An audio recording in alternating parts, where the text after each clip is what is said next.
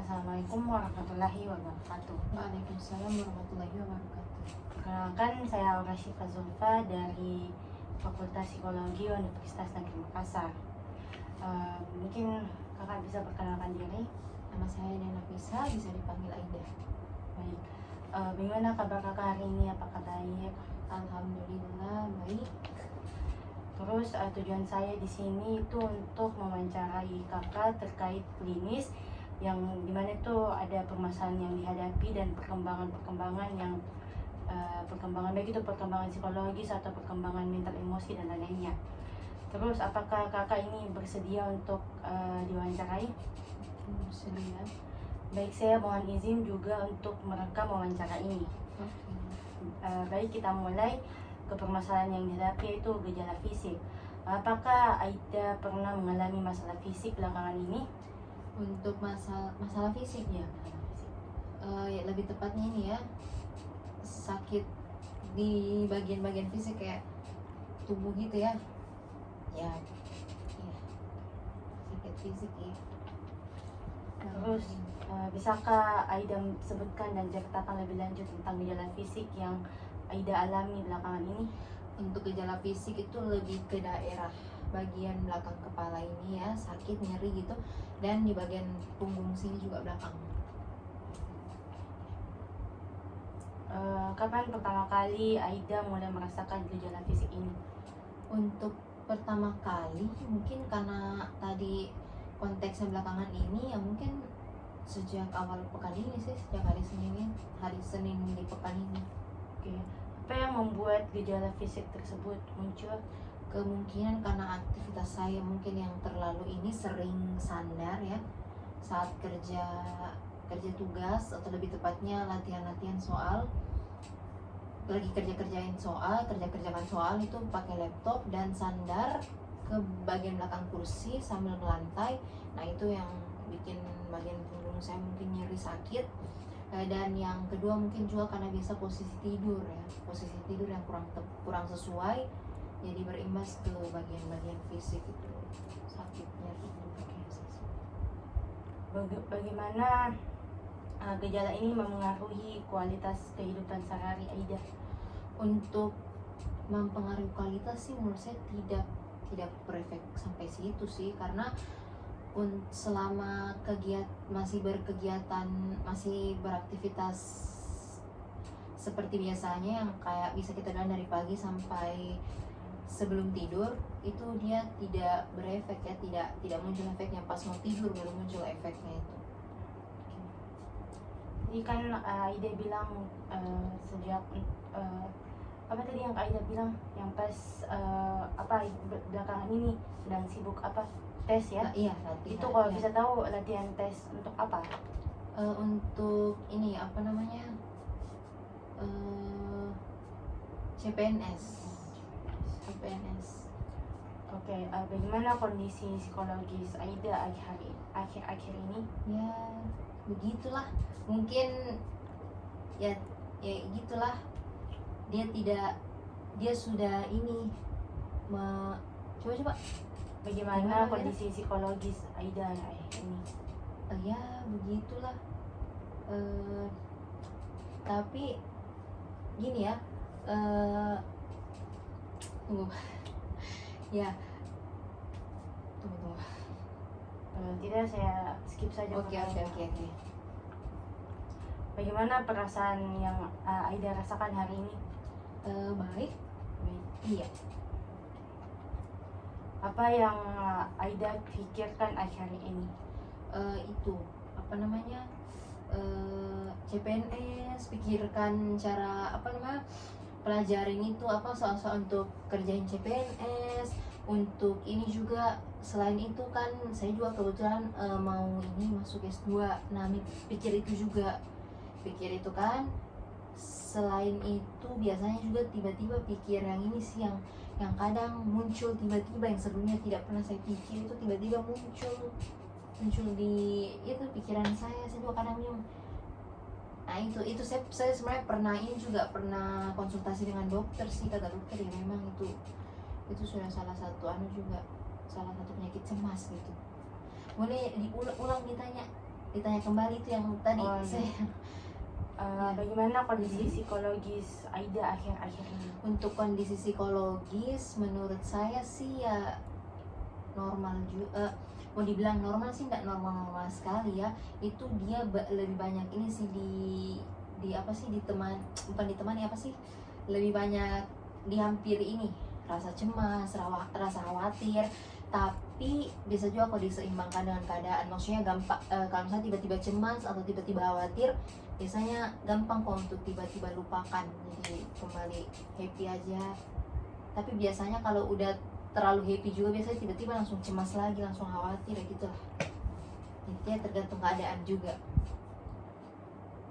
Bagaimana kualitas tidur Aida belakangan ini? Untuk kualitas tidur menurut saya kurang berkualitas ya, maksudnya ya itu tidak sesuai ya, karena kan sepengetahuan saya itu minimal 8 jam ya.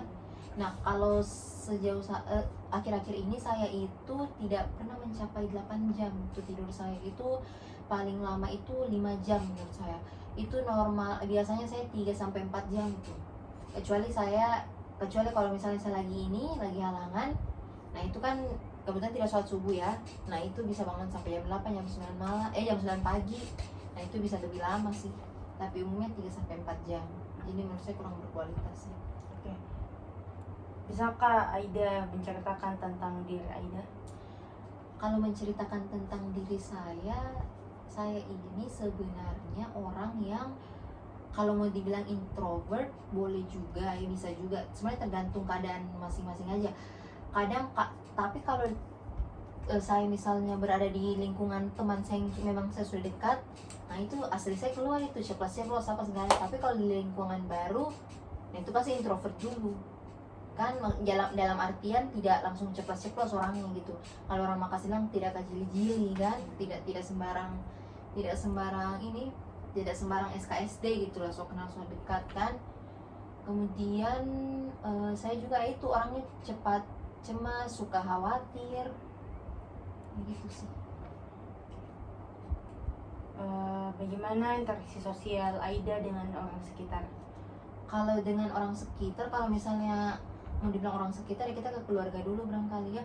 Kalau keluarga ya alhamdulillah sih interaksinya baik ya sejauh ini, maksudnya akrab. Kalau mau interaksi ya tinggal ini aja, maksudnya apalagi alhamdulillah kan satu rumah juga, setiap hari ketemu.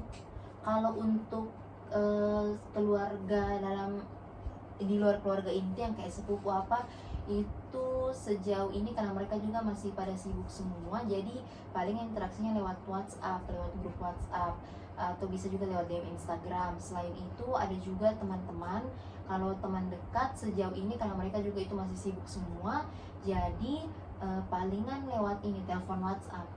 Ketemu langsung belum pernah sejauh ini. Kalau teman-teman kuliah sudah palingan interaksi sosialnya itu lewat ini aja, lewat Instagram, saling lihat snapgram. Kalau memang ada yang mau di komen apa, mereka balas cerita gitu, saling balas cerita. Oke. Apakah Aida merasa kesulitan dalam berinteraksi sosial? Kalau mau dibilang kesulitan dalam berinteraksi sosial, sebenarnya tidak juga ya. Ya itu lagi kembali tergantung keadaannya. Ada keadaan di mana rasa percaya diri saya itu lagi ini ya, lagi bagus ya, moodnya juga lagi bagus. Nah itu kalau ketemu dengan orang baru itu merasa gampang, kayak rasa percaya dirinya kayak langsung tegur aja. Tapi bukan berarti langsung tegur yang kayak sudah akrab sekali kan, tetap sopan santun apa gitu, maksudnya dan langsung ceplos juga. Nah ada juga kalau mau dibilang ya itu tergantung keadaan. Kalau misalnya dengan orang baru ya pasti ada syarat-syarat, maksudnya intinya tidak langsung inilah, tidak langsung ceplos, tidak langsung sok akrab lah. Kalau dengan teman dekat ya pasti ini sih, karena sudah lama berteman kan, jadi ya palingan banyakkan ceplosnya. Bagaimana perasaan Aida saat berinteraksi dengan orang lain? Itu tergantung orangnya lagi. Kalau misalnya mungkin di sini dalam artian kita lebih fokus ke ini, lebih berpikir ke respon, tergantung respon orang itu, first impression kita juga terhadap orang itu. Kalau misalnya orang itu responnya itu kali pertama kita berinteraksi, kalau misalnya responnya itu baik, ya berarti perasaan kita juga jadi senang dong, oh orang ini baik ternyata, kok ramah gitu kan. Baik juga terhadap lingkungan baru. Berbanding terbalik kalau misalnya ternyata first impression orang itu responnya kali pertama kepada kita itu judes, ketus kan, mungkin bombastic side eye atau gimana, kayak pasti perasaan kita kayak, nah orang ini begini, oh ternyata begini, sudah dia jangan ibarat lagi tertentu dulu, ide menakutkan sekali, creepy jatuhnya kayak gitu sih. Bukan gitu kan. Apakah ada permasalahan yang terjadi pada saat Aida berinteraksi sosial? Kalau masalah kayaknya tidak ada sih sejauh ini. Oke. Apa tindakan Aida ketika berinteraksi sosial dengan orang-orang sekitar Aida yang tidak baik? Apa tadi? Apa tindakan? Nah itu sebenarnya kalau misalnya berinteraksi sosial dengan orang sekitar saya dan orang itu tidak baik kepada saya begitu. Ya tindakan saya ya sabar saja, kita berpikir positif aja. Mungkin waktu itu tindakannya kurang baik ya, mungkin karena dia capek atau dia lelah atau dia mungkin kurang fokus karena banyak pikiran. Itu aja sih, maksudnya jangan langsung ambil kesimpulan bahwa orang ini tidak baik. Alangkah baiknya kita berpikir positif juga, mungkin orang ini capek atau banyak pikiran, lagi tidak fokus, lagi tidak mau diganggu, jadi mungkin responnya seperti itu kepada kita. Seperti itu saja sih. Oke. Apakah Aida saat ini sedang bekerja? Belum. Apakah Aida ini pernah magang?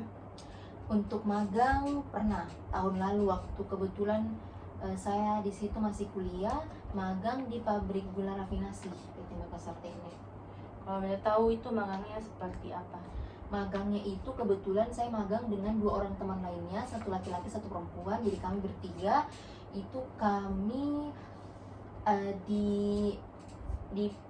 bagaimana ya, diberi edukasi, diberi wawasan itu 3 bidang.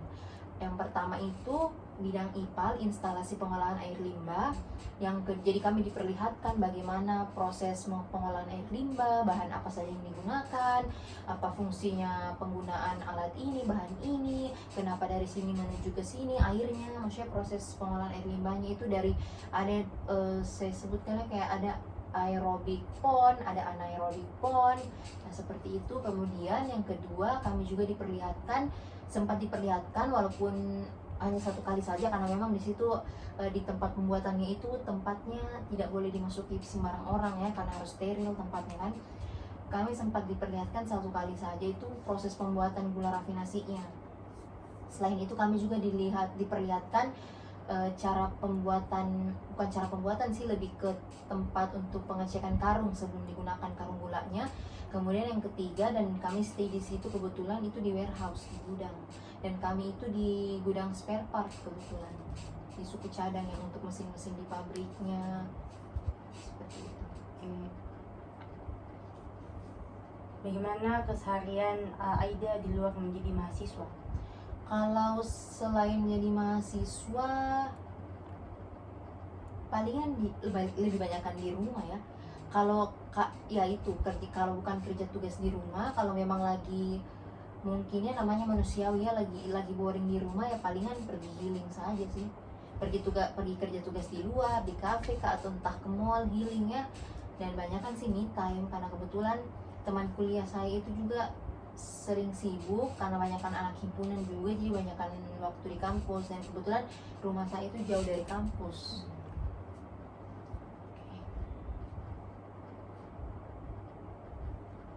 Apa aktivitas yang Aida lakukan selama jadi mahasiswa?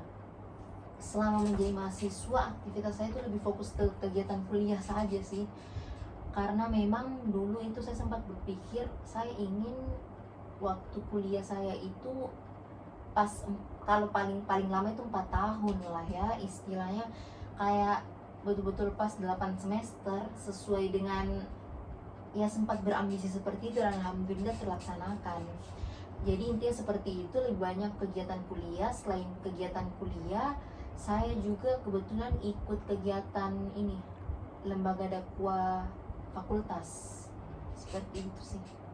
Kalau masuk himpunan di kampus? Kebetulan untuk masuk himpunan saya termasuk orang yang ini ya, agak trauma dan untuk mengikuti kegiatan seperti itu, karena menurut saya ya itu mungkin memang sudah prosedurnya mereka ya, no problem ya, lebih ke latihan kepemimpinan ya. Saya kurang minat untuk masuk ke situ, untuk ke organisasi seperti itu. Padahal sebenarnya itu penting sih, di sisi lain itu memang sangat penting leadership ya, karena memang untuk saat ini juga untuk masuk kerja itu pasti banyak ditanya pengalaman berorganisasi ya sebenarnya. Cuma ya itu, di sisi lain saya masuk ke organisasi juga sih sebenarnya, yang lembaga dakwah itu sih menurut saya passion saya mungkin lebih cocok di lembaga dakwah fakultas saja yang lebih fokus ke agama. Kalau untuk himpunan kayaknya saya kurang ini. Dan juga satu lagi, kenapa saya tidak masuk ke himpunan, karena anak himpunan itu pasti banyak kegiatannya di kampus, sedangkan saya itu kampus saya itu jauh dari rumah, dan orang tua saya itu melarang saya untuk banyak kegiatan di kampus gitu. Maksudnya habis kegiatan di kampus usahakan langsung pulang. Seperti itu sih. Apalagi kami perempuan ya, kalau pulang malam dari kampus itu kurang etis kalau bagi orang tua saya. Jadi saya tidak bisa masuk himpunan juga karena itu sih. Coba jelaskan tentang riwayat pendidikan Kak Ida. Untuk riwayat pendidikan, kebetulan TK saya itu di Makassar, itu TK Asia. Kemudian SD saya ada 2, satu di Makassar, satu di Palu. Kemudian SMP saya juga ada 2, dua-duanya di Palu. Kemudian SMA saya ada 2 juga, satu di Kota Palu, satu di Kota Bandar Lampung. Oke, kalau bisa tahu kenapa bisa SMP-nya bisa 2 atau Oke, untuk alasan kenapa atau penyebab kenapa saya ini pindah itu karena mengikuti jejak ayah saya yang dimutasi oleh kantornya. Jadi kebetulan waktu itu ayah saya dimutasi dari Makassar itu ke Kota Palu. Jadi saya sekeluarga juga ikut ayah saya. Setelah dari Kota Palu sempat juga dimutasi ke Kota Bandar Lampung, saya mengikut juga. Seperti itu. di tingkat pendidikan apa yang paling disukai dan tidak disukai? Untuk yang paling disukai dulu itu menurut saya SD dan SMA ya. Kenapa SD? Karena SD itu basic yang dimana kita itu masih pikirannya itu tidak masih fresh gitu ya, belum mikir-mikir yang beban kalau orang bilang ya, belum ada beban pikiran. Cara bertemannya kebetulan dulu itu tahun berapa ya, pergaulannya juga masih bagus, cara bertemannya juga tidak pilih-pilih tidak filter bagaimana gitu ya, tidak aneh-aneh gitu ya kalau menurut saya, pandangan saya. Dan yang pasti pelajarannya juga masih gampang ya kalau SD. Nah kemudian SMA, kenapa saya bilang SMA juga itu saya termasuk yang saya sukai, karena saat-saat SMA itu menurut saya termasuk banyak kenangan juga ya di situ ya. Dan di saat SMA itu dimana kita itu menjadi lebih dewasa, dan cara berteman kita itu juga kalau saya sih memang tidak banyak jumlah temannya, cuma lebih berkualitas menurut saya, karena difilter juga sesuai dengan ada penyesuaian lingkungan juga, maksudnya sudah sesuai juga antara satu dengan yang lainnya. Kemudian SMA itu juga momen terakhir kita menggunakan seragam ya menurut saya, karena kan setelah itu kita masuk ke universitas yang dimana sudah pakai baju bebas ya, yang penting sopan bajunya, seperti itu sih. Kemudian kalau untuk yang tidak disukai itu pastinya di SMP ya, karena saya ada kejadian trauma, kejadian perundungan, dibully waktu SMP. Kalau bisa tahu itu dibulinya karena apa? Sebenarnya kalau ditanya penyebabnya itu sebenarnya lebih kesalahpahaman ya, miskomunikasi. Waktu itu ya mungkin karena masih umur SMP ya, masih umur labil apa gimana gitu ya, pikirannya belum masih kekanak-kanakan cara mikirnya. Jadi mereka tuh bergeng-geng gitu. Kemudian waktu saya pindah jadi anak baru, kebetulan ada beberapa dari geng itu bukan berpihak ke saya sih, tapi sering ini bergaul dengan saya. Saya kan sebagai anak baru, saya kan terima aja kan, maksudnya ya kenapa tidak kan untuk berteman. Nah pihak geng itu mungkin menuduh saya mengambil teman mereka, padahal tidak ada niat seperti itu ya. Ya gitu sih. Tapi di balik perundungan itu ya kita mungkin bisa ambil hikmah ya. Mungkin hikmahnya ya karena anak geng itu, teman-teman geng itu perempuan semua waktu itu, jadi teman perempuan saya tinggal satu waktu itu, dan yang lainnya itu kebanyakan teman laki-laki semua. Disitulah kali pertama saya tahu bagaimana rasanya kita punya teman laki-laki ya. Dan karena sebelum itu, sebelum masa-masa saya berteman dengan teman laki-laki itu, saya tidak pernah sama sekali punya teman laki-laki. Bergaul dengan laki-laki saja saya merasa aneh. Nah itu mungkin hikmahnya, di saat saya punya teman laki-laki dan saya merasa bahwa punya teman laki-laki itu sebenarnya bagus juga, maksudnya kita butuh juga ya teman laki-laki, dalam artian di sini teman laki-laki ya sebagai teman, walaupun cara bergaulnya tetap harus berbeda dengan yang sesama jenis, maksudnya yang sama-sama perempuan. Dan dimana teman laki-laki itu di situ mereka itu memprotek ya, melindungi saya dengan teman perempuan yang satunya itu, karena teman laki-laki saya itu tahu bahwa kami berdua ini sedang dalam masa dibully gitu loh, lagi dibully gitu kan. Jadi mereka melindungi. Dan kalau mau ditanya, maaf ya memang ya saya sampaikan, memang kalau mau dibilang apakah masih dendam atau masih jengkel, benci, itu sudah tidak sebenarnya. Untuk memaafkan juga saya sudah maafkan mereka, cuma traumanya itu masih ada dan tidak akan pernah bisa terlupakan. Dan untuk memperbaiki keadaan seperti semula, maksudnya sebelum terjadi pembulian kan saya sempat berteman dengan mereka juga kan, teman geng itu kan. Cuma setelah terjadi pembulian itu pecah sih semua suasananya. Jadi kalau misalnya cuma memperbaiki keadaan seperti semula itu tidak bisa pasti 100%, dan traumanya itu masih ada.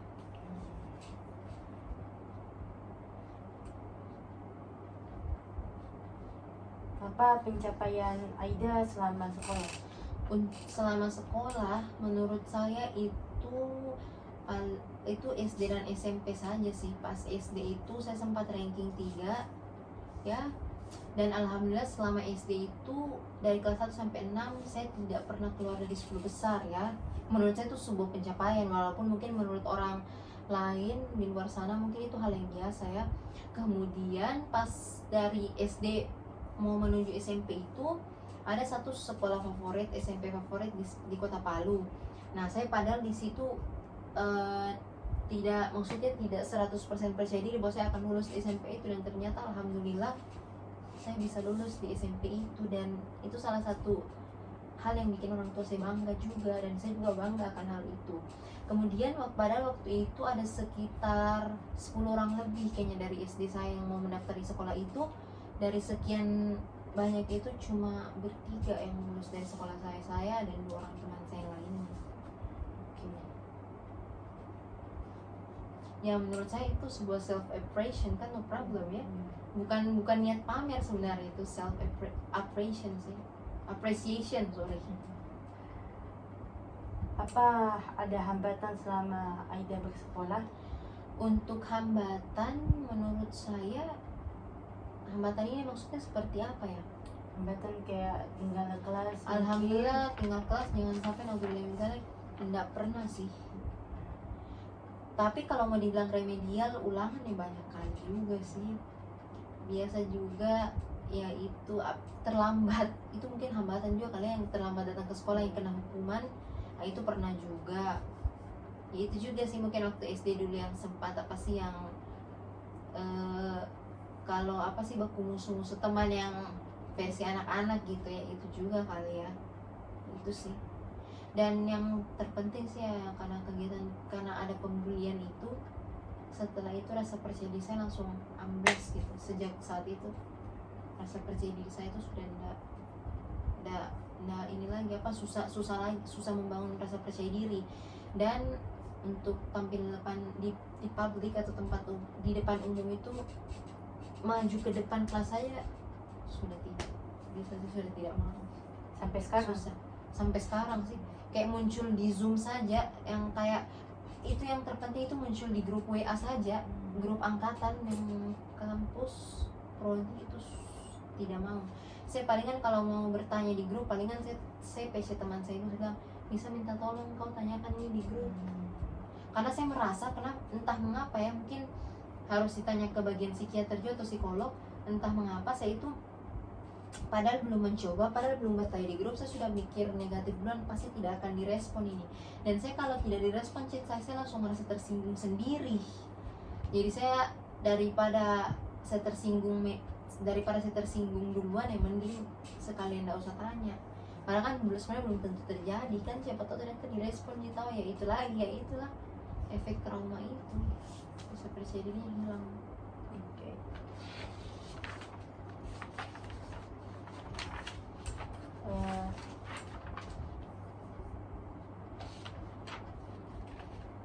Sejak kapan Aida mengalami tanda-tanda pubertas? Untuk pubertas itu sejak tahun 2014 menuju 2015 nih kayaknya, waktu SMP. Terus kapan pertama kali Aida mendapatkan menstruasi?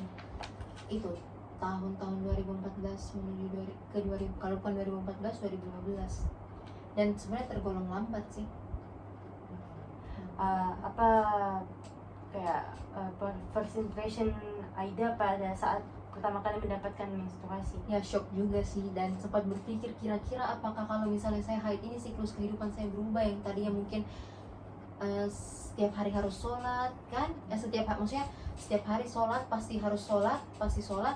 Nah ini kalau dapat menstruasi ya berarti mungkin dalam 1 bulan itu ada mungkin 6-7 hari tidak sholat dulu karena menstruasi itu kan. Ya saya sempat berpikir sih kira-kira bagaimana siklus kehidupan, apakah mungkin bukan cara bergaul sih, gimana ya, apakah pola pikir saya juga akan berubah, atau mungkin sempat terpikir juga apakah lebih gampang tertarik dengan lawan jenis atau justru sebaliknya, sempat seperti itu juga sih. Oke. Sejak kapan Aida tertarik dengan lawan jenis? Untuk tertarik dengan lawan jenis sih sebenarnya waktu SD sebenarnya sudah sempat tertarik juga, tapi dalam artian waktu SD itu cuma tertarik tapi tidak pernah terbesit di pikiran bahwa akan bisa jadian gitu. Kalau ini kebetulan waktu saya SMP sempat juga tertarik dengan lawan jenis, cuma di situ tidak pernah terbesit juga akan jadian, karena kebetulan waktu itu di SMP saya yang pertama itu agak ketat peraturannya, dia juga berbasis Islam ya, berbasis Islami, jadi tidak boleh sama sekali suka dengan lawan jenis, bergaul dengan lawan jenis, gampang bergaul dengan lawan jenis, apalagi pacaran.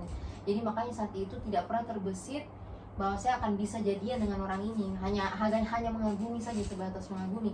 Nah pas pindah ke SMP yang lain itu, yang tidak berbasis Islam, yang SMP umum ya, nah itu tertarik dengan lawan jenis, dan karena merasa bahwa tidak ada aturan, tidak boleh pacaran, ya akhirnya jadian. Di situ sih kali pertama saya jadian. Udah tahu berapa lama jadian dengan yang pertama itu ya? Ya, Tidak sampai 1 bulan kayaknya, langsung putus kalau bisa tahu karena rasa bosan. Terus apa yang membuat Aida tertarik dengan lawan jenis? Ya yang pasti sikap dia ke kita kali ya, bagaimana, ya itu pasti kita nilai dia bagaimana sikap dia ke kita, terutama itu, dan sikap dia ke orang lain juga mungkin ya. Kalau menurut saya sih yang sebenarnya kalau mau dibilang apa yang bikin saya tertarik, yang paling menurut saya poin penting itu sebenarnya tanggung jawab sih. Maksudnya dalam artian gini ya, kalau ada cowok itu yang tanggung jawab, maksudnya atau berpikir itu sudah berpikir kritis gitu, maksudnya kayak ya berpikirnya itu ke depan gitu loh. Maksudnya kayak begini ya, kalau misalnya tuh ada teman laki-laki, maksudnya belum jadian, ini masih berteman, misalnya kita ada barang di meja gitu kan, kita lupa, nih dia bawakan kita gitu, saya kayak merasa, walaupun mungkin di luar sana ada orang yang bilang cuma begitu baper, tapi entah mengapa menurut saya itu hal yang sangat perlu diapresiasi sih menurut saya, karena niatnya itu loh, maksudnya sebaik itu loh dia membawakan barang kita, seperti itu sih menurut saya. Dan yang terpenting juga sih ibadahnya sih, karena dimana kalau kalau menurut saya, pandangan saya, kalau ada orang, apalagi ya, maaf ya kalau mungkin kejauhan pembahasan saya, apalagi kalau misalnya dia menjadi calon imam kita, yang pasti kalau dia ibadahnya sudah bagus, ya berarti dia sudah fokus ke Allah Subhanahu Wa Taala, dan yang pasti itu akan, yang berarti hubungannya dengan Allah Subhanahu Wa Taala saja sudah bagus begitu, apalagi kalau dengan sesama manusia ya, orang tuanya, adik kakaknya, saudara-saudaranya, keluarganya, kita, dan sebagai temannya lah dulu ya, nggak usah bilang pacar dulu ya, temannya, seperti itu sih.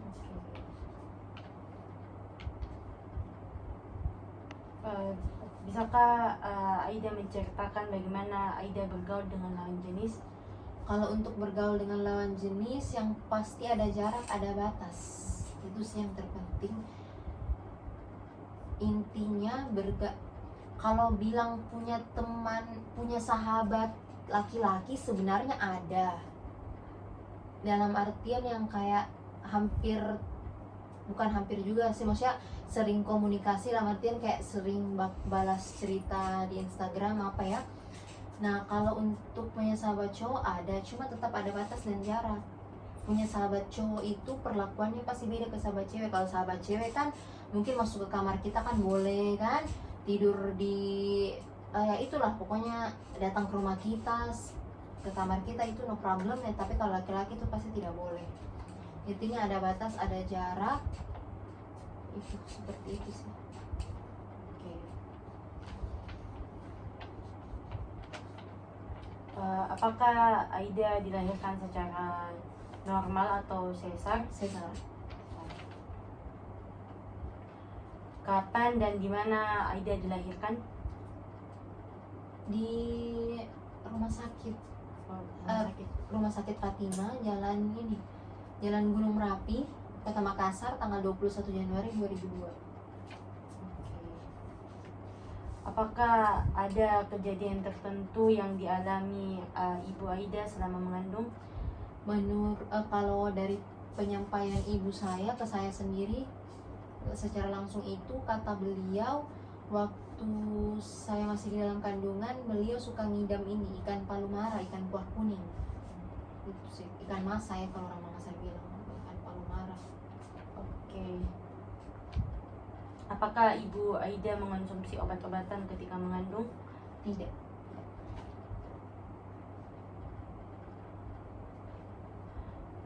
Bagaimana kondisi Ibu Aida setelah melahirkan?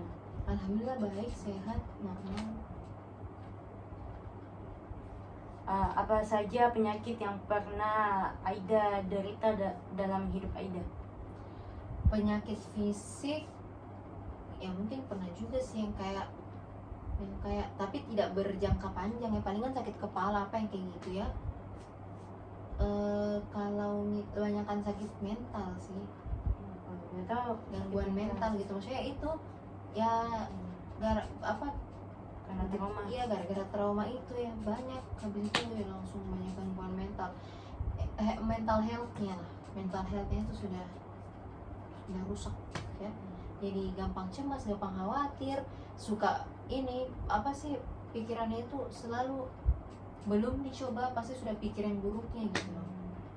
Susah berpikir positif, suka merendahkan diri, kayak selalu bilang nggak bakalan bisa, mending nggak usah coba, padahal sebaiknya dicoba dulu kan, seperti itu sih. Oke. Apakah Aida mengonsumsi obat-obatan atau menjalani pengobatan tertentu untuk mengatasi penyakitnya? Ada, untuk meredam cemas itu, rasa cemas, untuk mengurangi rasa cemas berlebihan itu sih.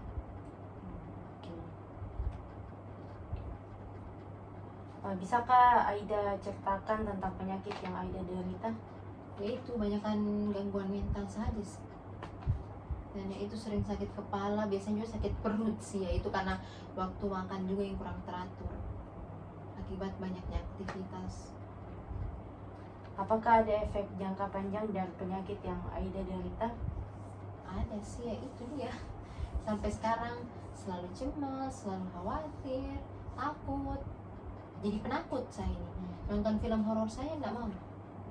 Padahal diajak teman biasanya ayo nonton film horor, saya bilang oh tidak mau, saya tidak pernah menonton film horor.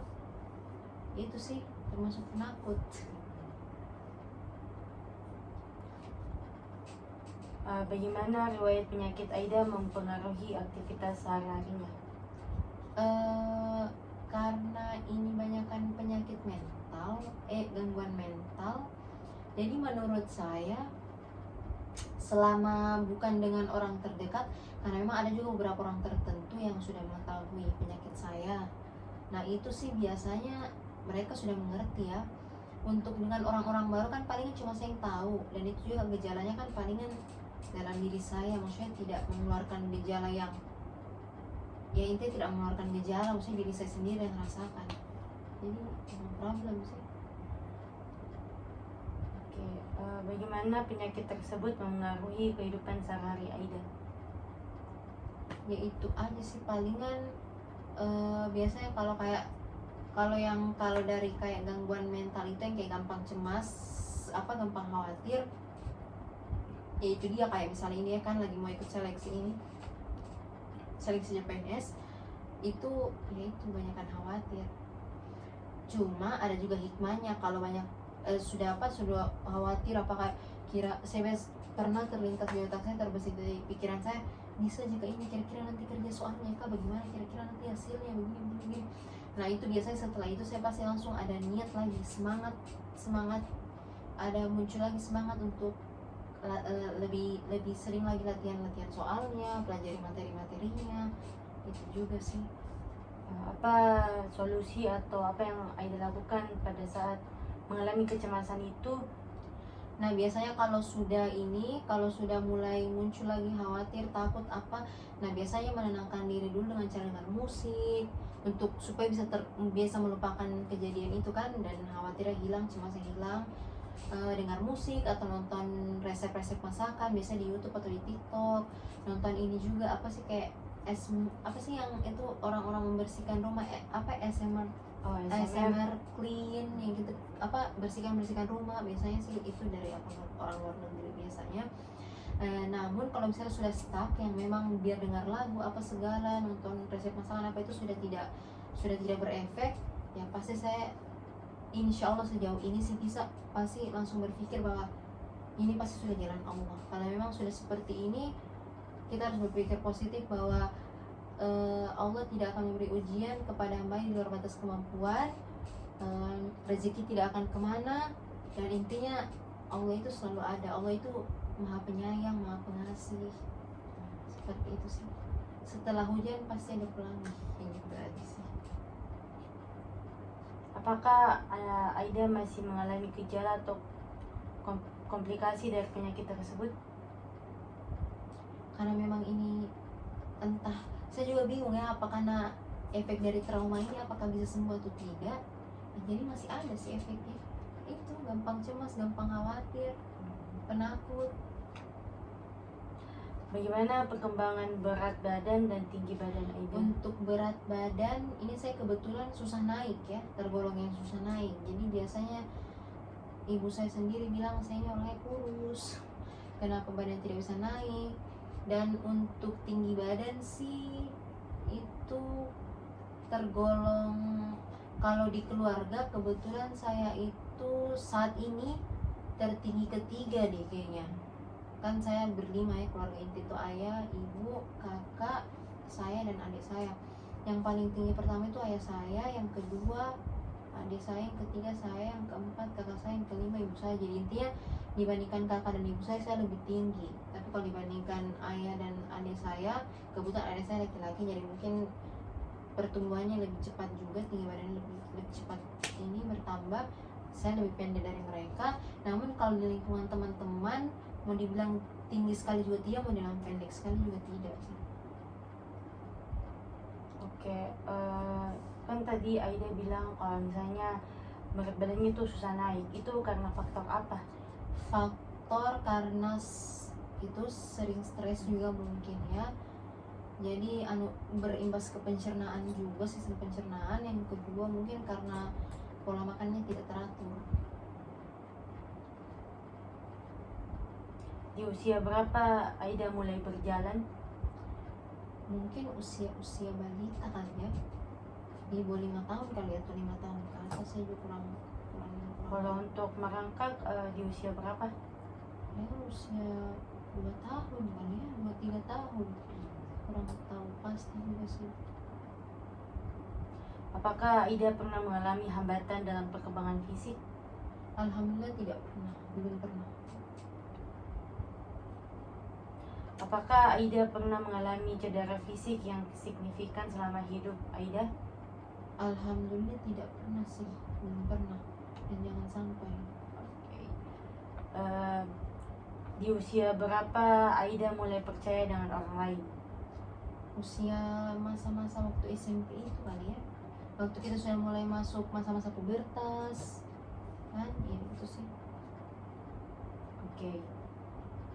Bagaimana lingkungan Aida memengaruhi perkembangan mental Aida saat kecil?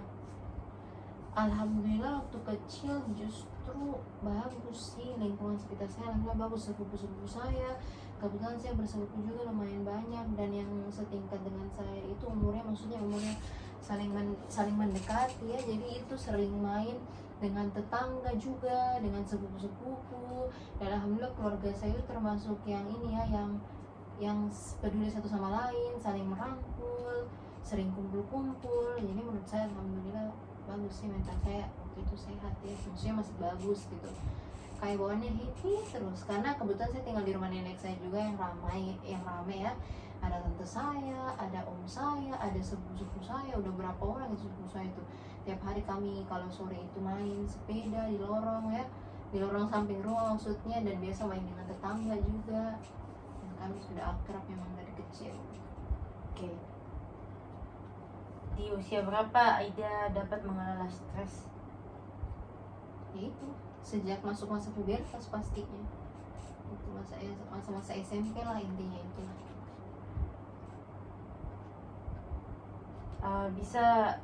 Apakah Aida pernah mengalami masalah mental? Masalah mental ya itu lagi, kembali ke situ lagi, karena trauma kasus pembulian itu. Bagaimana Aida menghadapi permasalahan mental yang Aida alami? Kalau untuk sekarang atau yang dulu ini? Boleh dua-duanya. Kalau yang dulu, karena saya merasa ada teman laki-laki, maksudnya masih ada teman juga kok, ya sudah ya. Karena kan di situ saya juga cuma 1 tahun ya, sudah mau masuk ke jenjang SMA waktu itu, dan saya merasa ya mending gak usah diladeni aja tuh, maksudnya kita diam aja, apa boleh buat, kita juga sebagai anak baru jangan banyak tingkah. Dan saya di situ merasa nyaman juga sih, maksudnya ada teman laki-laki juga kok, yang maksudnya intinya masih ada kok orang yang peduli dengan kita, walaupun lebih banyak kan yang bully kita. Kalau yang untuk sekarang? Kalau yang untuk sekarang ya itu sih palingan cari kegiatan yang menyenangkan pikiran, hati ya, semua itu palingan pergi healing ya, pastinya itu salah satu solusi utama juga, pergi healing, pergi dengan teman, ketemu dengan teman. Nah kalau ketemu dengan teman kan pasti cerita lagi kan, dapat cerita baru lagi, tukar pikiran, saling curhat, gitu sih. Oke. Pada saat mental Aida tidak baik-baik saja, apa yang Aida lakukan? Pasti mencari solusinya itu mendengar musik, nonton resep-resep masakan, reels Instagram, reels TikTok, maksudnya video ya itu di TikTok, atau video lucu seperti itu ya, atau ini apa namanya, dengar musik ya, itu dengar musik, atau itu free healing, intinya mencari kesenangan aja lah, yang bisa bikin kita melupakan hal-hal yang bikin kita cemas, takut ya, merasa creepy seperti itu sih. Oke. Apakah Aida memiliki tantangan hidup yang pernah dialami? Tantangan hidup ini kalau menurut pandangan saya ya kalau ada sebuah ekspektasi yang ingin dicapai atau ada tujuan yang ingin dicapai, yang dimana untuk mencapai tujuan itu ya butuh perjuangan yang tidak mudah, yang tidak gampang. Itu sih menurut saya. Dan itu sih pernah sih ada juga waktu, dan yang menurut saya karena ini yang paling saya ingat, karena memang itu yang bukan juga baru-baru ini sih, tapi ini yang memang paling teringat waktu saya SMA itu, kelas 3 SMA menuju perguruan tinggi. Saya mengikuti ini, rencana mengikuti SBMPTN. Saya sudah beli bukunya, buku materinya gitu kan, sudah pelajari soalnya. Dan saya sempat berpikir apakah saya lulus atau tidak ini kan, karena kalau tidak lulus saya stres juga nanti, maksudnya berimbas ke orang tua saya juga pasti berpikir keras juga tuh bagaimana kelanjutan studi saya. Tapi alhamdulillah saya dapat diberi kemudahan oleh Allah, ya dikasih kesempatan ini lulus SNMPTN, jalur SNMPTN seperti itu. Kalau boleh tahu di fakultas mana Kak Aida diterima? Dan Pertanian. Unhas ya? Iya, Unhas. Oke. Apakah Aida pernah mengalami perasaan sedih, dan apa yang membuat Aida sedih?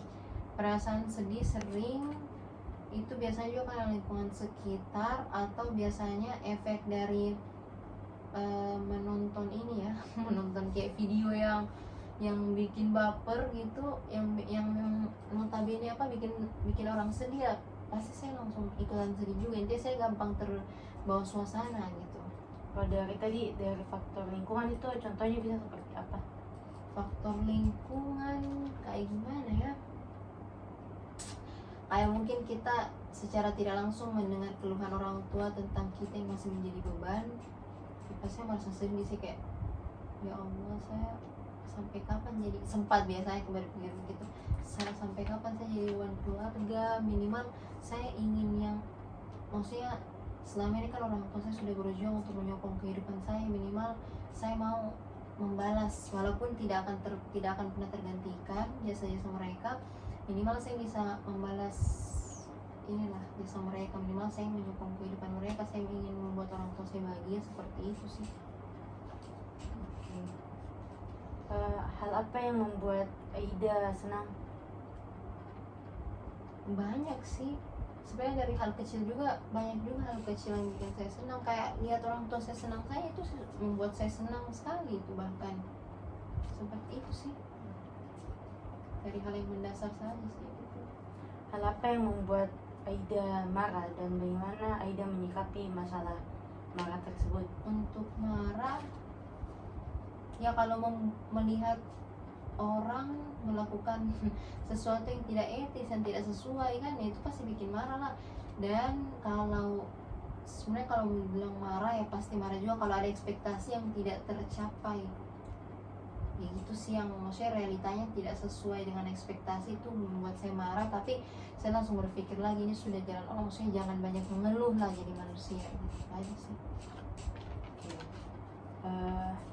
Bagaimana Aida mengontrol emosi Aida? Untuk mengontrol emosi, sebenarnya kalau mau dibilang gampang tersulut, emosi saya gampang tersulut, itu sebenarnya bisa juga sih. Tapi kalau lagi emosi, saya berusaha untuk jangan sampai ini, maksudnya selama bisa ditahan, diredam, maksudnya nggak usah dikeluarkan gitu. Dan kayak dalam hati saya, ini orang bikin kenapa dia begini, itu aja sebenarnya yang mengontrol emosi.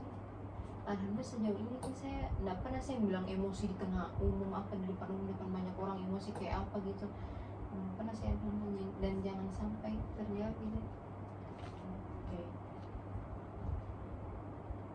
Jika dibandingkan dengan masa remaja dan dewasa, emosi apa yang tidak bisa Aida kontrol?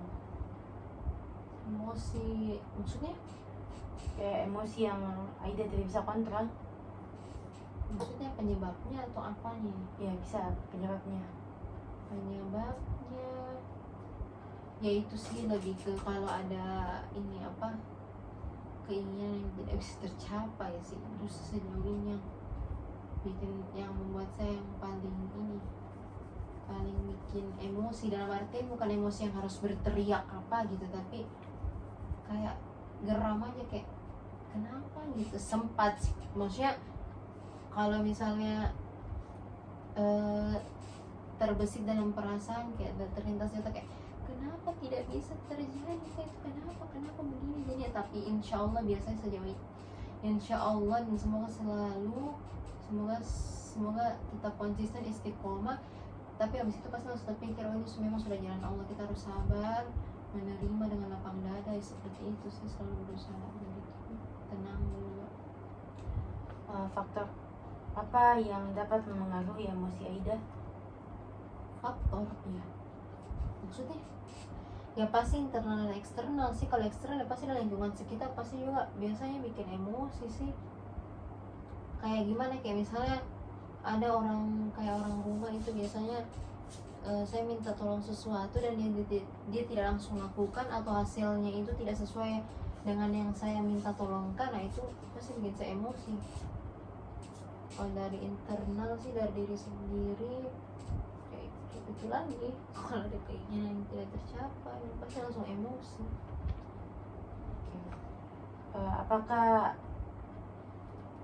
Apakah Aida pernah berada di situasi yang dimana Aida kesulitan dalam mengendalikan emosi? Belum pernah sih, dan jangan sampai. Bagaimana cara Aida bersosialisasi atau berinteraksi dengan orang lain? Kalau berinteraksi dengan orang lain, kalau dengan orang baru ya itu lihat dulu situasinya. Kalau situasinya mendukung, mensupport, ya kita tegur aja, mungkin saling tegur aja dengan orang itu. Ya dilihat lagi first impressionnya atau responnya. Kalau responnya baik ya ini apa, mungkin bisa tukar cerita atau saling curhat, atau mungkin kita bertanya-tanya, mungkin siapa tahu ternyata temannya teman kita, atau ternyata dia kenal juga dengan teman kita, seperti itu. Kalau dengan teman dekat sih ya kan sudah akrab, ya sudah cerita-cerita aja, palingan tukar pikiran, curhat juga, palingan segitu. Apa peran Aida di lingkungan pertemanan?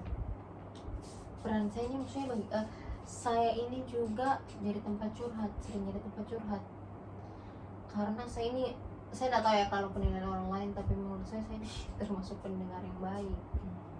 Ya jadi saya, tapi memang di sisi lain kenapa saya bilang begitu ya, karena saya juga sering curhat ke teman saya juga sih, jadi teman saya itu juga ya istilahnya baku curhat lah, saling curhat, ya itu sih.